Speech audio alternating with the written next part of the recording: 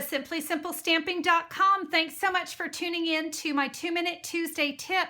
We're going to be talking today about the new product, Brusho Crystals. The first thing that I noticed about Brusho is that there was a pull tab that you would pull off to release the cap. Don't pull that tab. There's no reason to do that. We're actually going to be punching a hole in the lid, and this is going to give us a lot more precision in using the product. So see this? No, don't touch. What we're going to do to release that crystal inside is we're going to use our paper piercer tool. I actually have one of my old paper piercers here.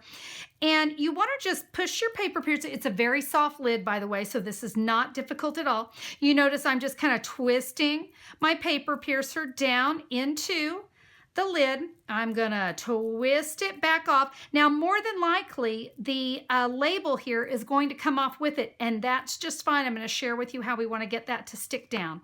So yes, see how that lid comes right off? It's just kind of stuck there, but when we go and we push this Brusho down, it's gonna lift off. I'm going to come in with some multi-purpose glue and put it right there on the lid.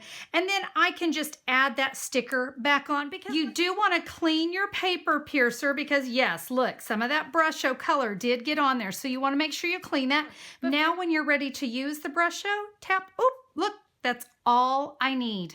I have an aqua painter here, and you can see when we add that color absolutely burst. To store them, you're going to want to put them back into the box. Again, we don't want to have any issues with those spilling, but when we keep them all in that little box, we know everything is going to be safe and sound, and we're not going to have Brusho everywhere.